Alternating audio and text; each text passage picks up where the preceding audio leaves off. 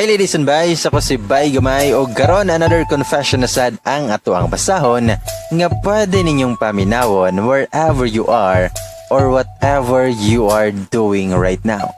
O kung gusto ninyong ma-shoutout o namoy mga reactions, opinions sa atong mga confession nga basahon, i-comment down below lang na siya aron ato na siyang mabasa puhon sa ato ang mga confession nga atong basahon. Og syempre sa mga wala pa nakasubscribe, palihog kog subscribe og palihog na lang pod og tuplok sa notification bell aron updated mo kanunay. Og karon ladies and boys, si Gala igsoon aniya na ang confession karon.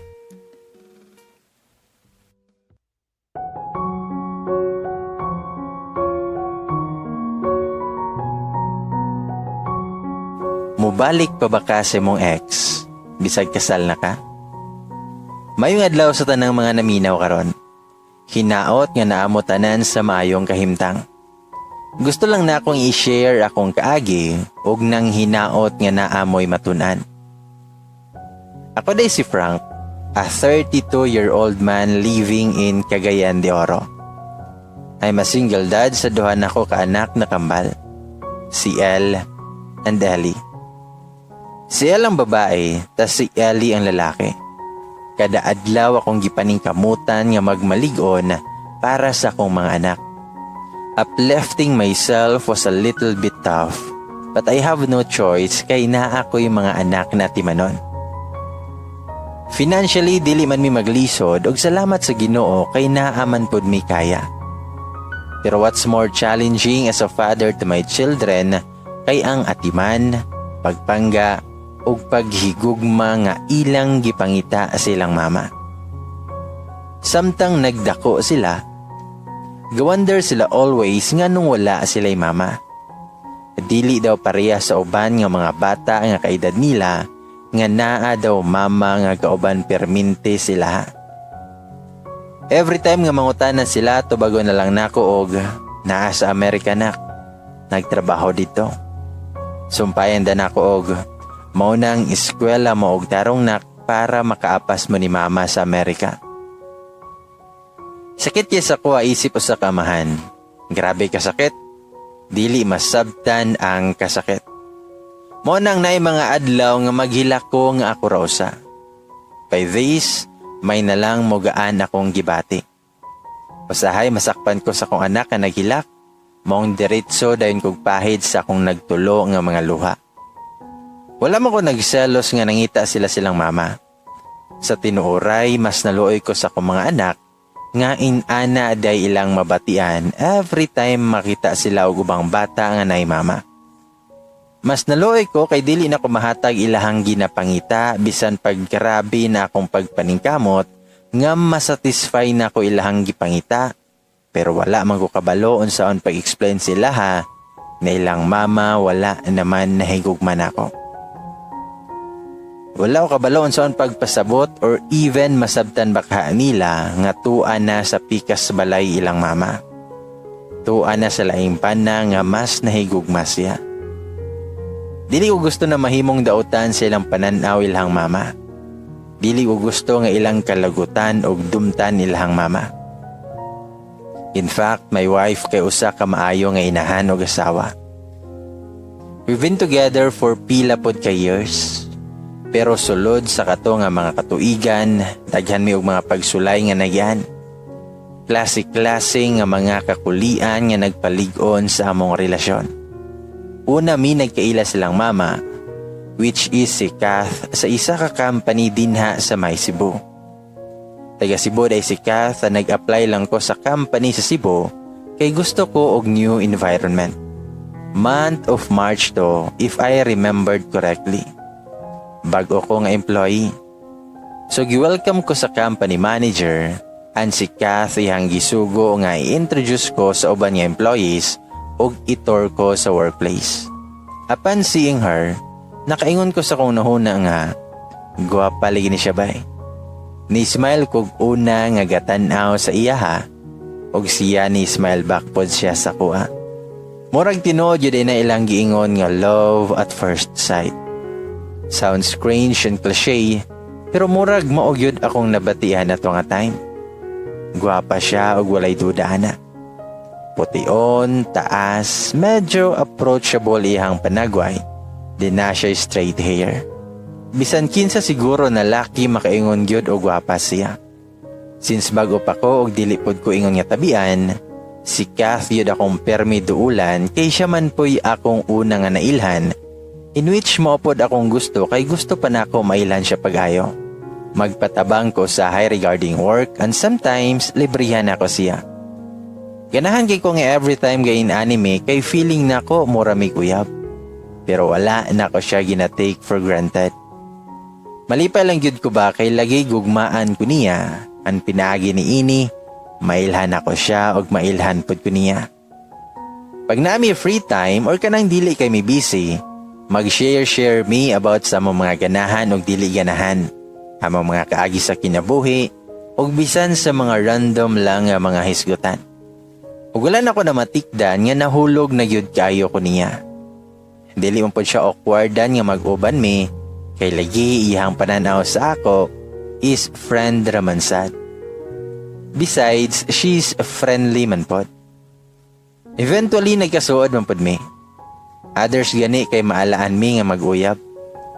Isa sa mga na-share ni Kath after pila ka months is her best friend nga lalaki, si James, which turned out to be her boyfriend. Yes, she had a best friend/boyfriend ay nagkaila sila mga bata pa kayo. Kath was deeply in love with James. They were classmates since elementary up to college. They had an amazing childhood back then. Second year college sila tong nanguyab si James sa iyaha, ang pila ka man gisugot rapod ni Kath kay lagi nahigugma man siya pag-ayo kan James. Knowing nga naaday siya'y uyab, I felt hopeless kato nga time. Imbis nga nahulog na ko niya, dili ko makakonfess kay lagi naman siya'y uyab ug dili ko gusto makagubag relasyon. Nasakitan ko kaayo kay abi gyud nako na ay chance. Abi gyud nako single pa siya ug karon nga nakabalo nako, ako og gyud nga gipugngan akong kaugalingon nga mosamot og kahulog sa iyaha. Wala ko nagpalayo niya para dili halata. Pero syempre naana yun ang ginagmay lang at changes towards akong treatment sa iyaha. Karon sa taman nga dili man yun mapugnan akong pagbati niya, pero bisan pa man, wala yun na ko gisaba sa iyaha nga nagkagusto na kay ko niya. Then usa ka adlaw niya na, while nami sa work, nailalaki nga niabot sa office og nagdalag bulak. Medyo taason, tas pution og naitsura. Iyahang pinurma kay mailhan gyud nga daton. Gawander ko kung kinsa man nga lalaki. Nya agasan glasses pa gyud. Mura ra ba gyud og naa siyaring adlaw sa iyang atubangan. Nikalitin og panyagit ang mga office mate namo. Mura sila gipangkilig sa pagkakita sa lalaki. Nidol din among company manager sa iyaha ang nakig-shake hands nga nakasmile. Murag kaila siguro among manager sa lalaki sa iyang pagtrato pa lang. Gawander na yun ko kung kinsa maning lakiha. Mauday pag-abot ni Kath, gikan CR, then nakita nako iyahang reaction nga mura siyag nakuratan.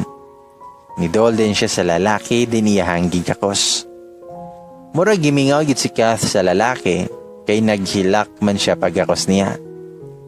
Of course na siya ko. Nangutana din ko sa akong ka-workmate nga si May kung kinsa to nga lalaki. Mitubag si Kate nga si James, ang uyab ni Kath. Observing them from afar, I admit na sakitan ko.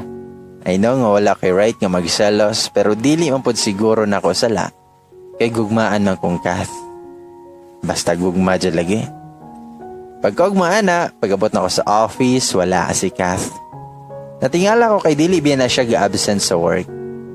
Anak ko, nga basin late lang or naay gipasugo ba ka?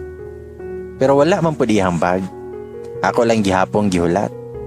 Niabot naman og alas 10 sa buntag, wala pa man gihapon. Then I found out nga nag-leave siya for 2 weeks to spend time with James kay mobalik karsa daw siya sa States. After 2 weeks, nibalik na sa States si James o nibalik na po og work si Kath. Then after pila po ka years, mas nagkasuod pa yun mi ni Kath. Maglaglaag mi, tas mga on together. Magtanaw og sine, og magmall, though naagyapon sila communications ni James. Kabalo ko nga naa siya gihulatan nga tuwa sa States. And I know nga one day, sila gyud ang kaslon sa simbahan. Natanom na gyud na sa kong alimpatakan nga friends ra gyud siguro ang pananaw ni Kath sa ako, though wala pa yun noon ko nag-confess sa iya. For me, it's not unfair for James kay every time nga naa si Kath sa mga pagsulay or under pressure, ako gyud ang naa sa iyang kiliran og dili iyang uyab. Sa mga panahon nga mag-away sila, ako ang naa sa tapad ni Kath nga naga-comfort sa iya og dili iyang uyab. Pildi sa physical presence ang long distance og even phone calls. Pero believe me or not, wala na ko to siya gi-take advantage. I know it may seem nga dili katuhan, pero all I did was for Kath. I was just being a friend ra gyud sa mga kaninga panahon kay kabalo biya ako nga naay uyab si Kath. I know man pod nga dapat dili ko gadul-duol or makig-uban kang Kath kay mura ko kabit. Pero si Kath man pod mismo ang ganahan nga maguban-uban ko kay lagi friend ra iyahang pananaw sa ako. Ug isa pa, wala siya kabalo nga nagkagusto ko niya. Until one day, nako sa mall, kay na ako'y gipalit sa dihang nakita nako si James. Natingala ko kay it's been years since wala sila nakita ni Kath, pero wala man lagi nakabalo si Kath.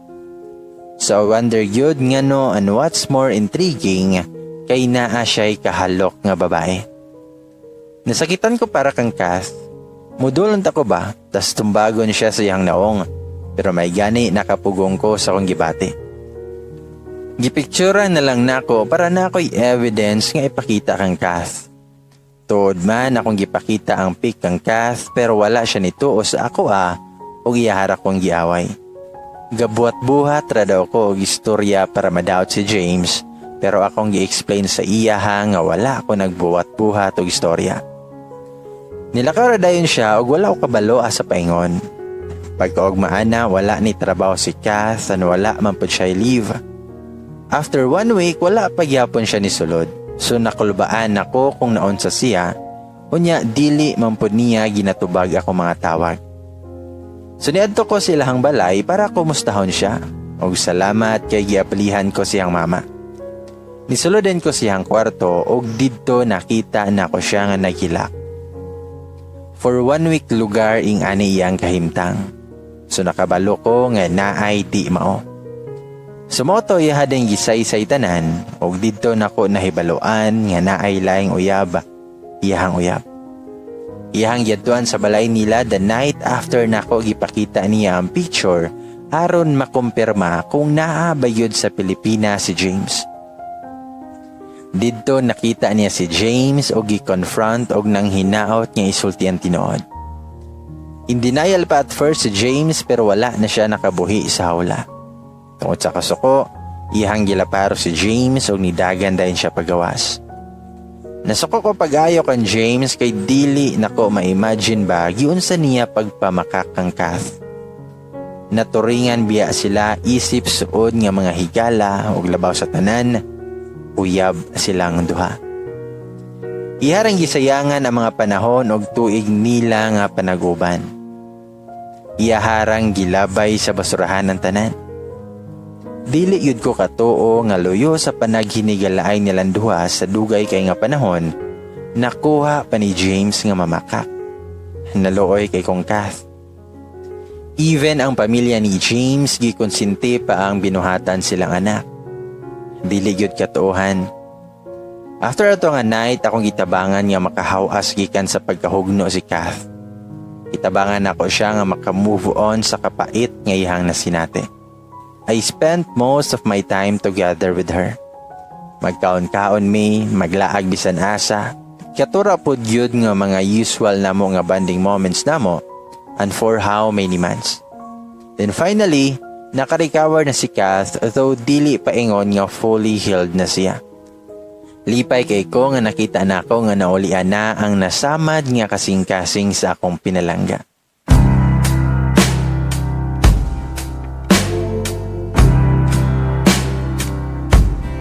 Nagplano din ko nga mag-confess na siya ha, since nahan ay og na okay na ang tanan.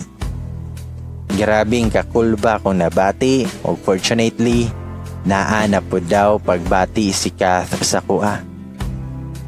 Gipananghiran dayon nako siya nga pwede ba nako siya panguyaban? Og nisugot raman pod siya. I had the permission na pod from her parents. Then after 3 months, siya akong gisugot. And finally, we are officially boyfriend and girlfriend na dyan. Pero din akong lipaya kay nauyab baryod na ako ang babae nga ako ang gipangandoy. Milabay ang mga panahon, mibalhin ko sa Manila kay na ay better offer sa kuha, samtang si Kath stayed in Cebu. Dream na ako to work sa kaninga company, so I grabbed the opportunity. Akong giasi Kath na dito na lang pod siya mag-work, pero magpabilin lang sa daw siya sa Cebu. For almost 7 months I think, through calls rami keep in touch with each other. Lisod yun siya pero sige lang ako gihapong giantos. Napoy mga babae nga ga-chase ako but still wala na ako sila pansina. Dagan ang mga temptations yet still I remained faithful kang Kath. I don't want to waste my effort sa mga panahon nga nanguyab pa ko niya, but most definitely dili na ko gusto nga pasakitan siya. So after 7 months, I decided to go back sa Cebu. Kay mura man ko gimingaw ba, ang gimingaw pud kong Kath. So I called Kath to tell her nga muuli na ko, pero ang wala niya mahibalo mag-propose na ko niya. I felt nga siguro it's time na nga mag-move na mi sa next level sa mong relationship. We've grown and matured as a couple and we have a good relationship between our families. Our career also is thriving, so why not we finally tie our knots? I've also prayed and consulted both my parents and hers and they agreed naman pod. And if you ask me if I'm ready, I so much ready na pod. So I planned everything together sa tabang nilang mama o parents ni Kath. Niuli kog buntag ato mga month of January, mga last week. Ang pagkagabi ko gaplano nga mag-propose. Nasettle na pod ang place. So I invited her and gialibay nga mag-dinner date me. But little did she know, everything will change. Sa moto nga nagkumustahan na mi. Dinagulat ko sa tama nga timing to propose. Then niluhod dayon ko and tell her these words. Na Kath, we've been together for years and I've been imagining you wearing your dress while me waiting for you at the altar. You are the woman I love the most that I want to spend the rest of my life with. I know you're surprised, but let me ask you this. Will you marry me? As I utter these words, dili gyud na ako mapugngan nga maghilak. Tears of joy, kumbaga. Then mingon si Kath, yes. Yes, Frank. Yes.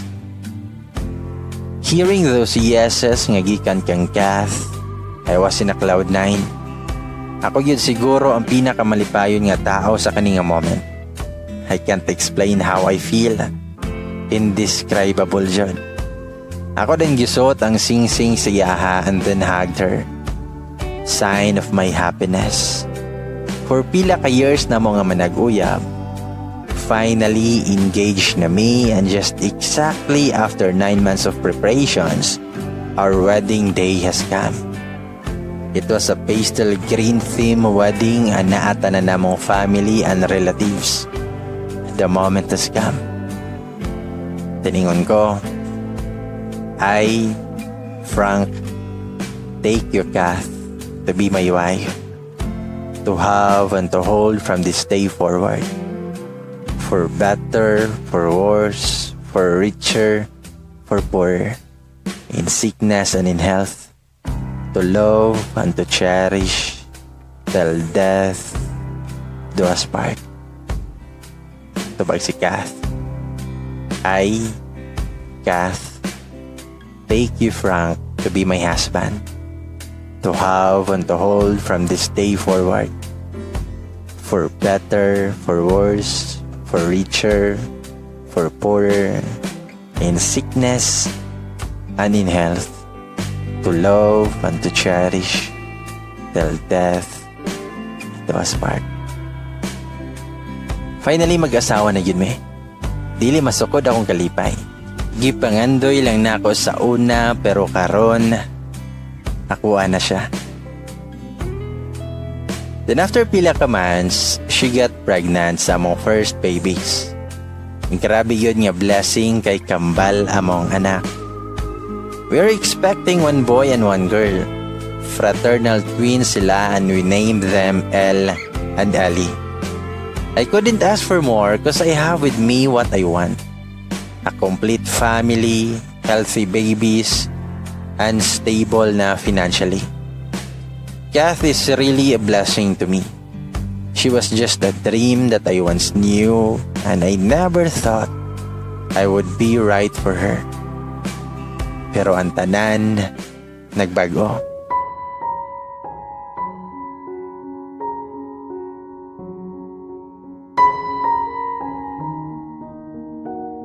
Nikalit na lang siya gold sa ako. Dili na siya ganahan sa kuha. Ana ako'y mga namatikdan nga mga changes yun siya ha.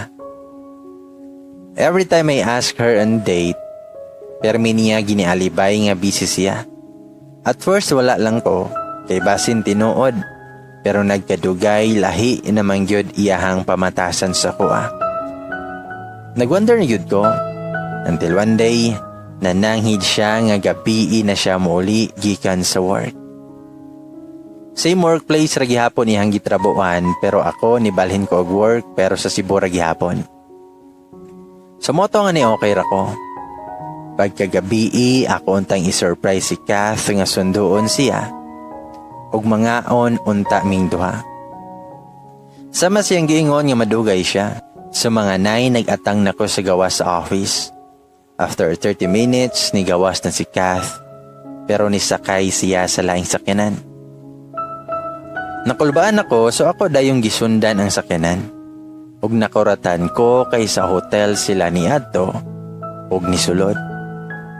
Ug ang mas nakasakit pa, si James D.I. ang lalaki nga iyang kauban. Ug sama sa ginaingon nila, nga ang tanan daw samara sa bula. Nga kalitra mawala. Abi na kog forever na. I thought everything is not gonna last forever pero dili di ay. Wala na ako siya gi-confront kay basin makamatara siya sa iyahang binuhatan. Pero wala man gyapon. Ni mata na lang ko nga nawala na siya. Ni mata na lang ko nga wala na siya sa ako na higugma. Ni mata na lang ko sa kaadlaw nga tuan na iyahang kasing-kasing sa lain. Sakit man pamation, but maybe others are distant to be hurt because they still have lessons to learn. What happened to her vow?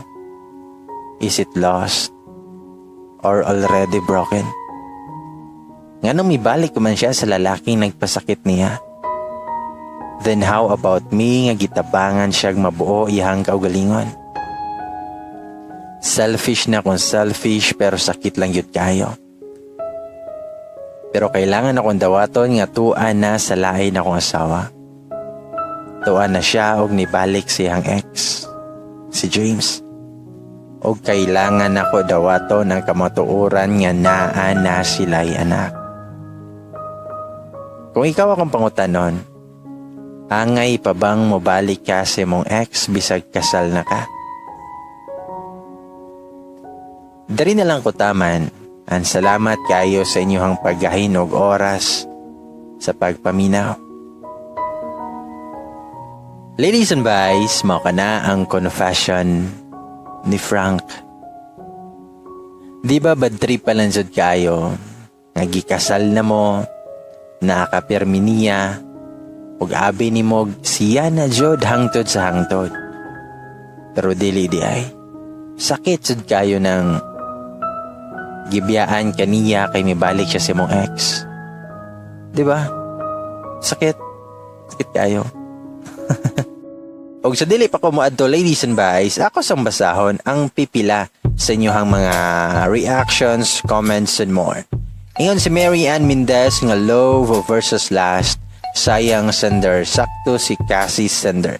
Gikan ni siya sa confession nga after 5 years na fall out love ko niya.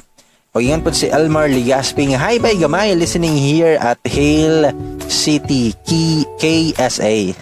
Oy, sa tanang mga ladies and boys na to, dara sa may Saudi Arabia. Salamat kayo sa inyong pagpaminaw. Hi kang codename SE, apel pod kang Steven Kagang. Yes, sender, naadyo na sa huli ang pagsisisi, but mali pod na makigbulag ka na walay dahilan. For what your igat-igat time in other girls. Kanya naman talaga kayo eh. Kapag makuha na ninyo ang dapat makuha, bulagan na kay nahimusla naman. Bash, based on your story. Hi to you there, salamat. Hi kang Rosaline Gazo, listening from Dubai. Hi pod kang gay guy intik. Stay strong lang sender na pay lagi mo abot nga para sa muha. Hi kang Jeril Castillo, gaba ni mo sender. Mitchell Dumaog, naminaw while naghugas og plato, hi. Og yun si Izzy May Aba, nga mo na giinaingon nga naa sa ulahi ang pagmahay. Sayang kay sender, but I'm so proud of you kay na-share jud nimo imong story. Pero padayon lang kay I know na paihatag si Lord para nimo, and I hope dili na nimo i-regret. God bless you sender and bye gamay. Hi, salamat kay Izzy May. Og kang hi pod kang Angel Ilictores. Sa huli jud ang pagsisisi kuya sender, but stay strong lang pod. Hi kang Mayet Kaniban. Apil pod kang Gracia ng Dubai. Hi bye gamay, watching always from Dubai. Clear Dupalco to Aralagi. Hi Lane Abrogina. Hi. Apil pod kang Chino TV. Salamat kayo sa inyohang pagpaminaw. O ganto sa sunod na lang na confession, daghang salamat jud kaayo sa inyong suporta. Ug ako si Bay Gamay mo ingon og amping kanunay. Love ya.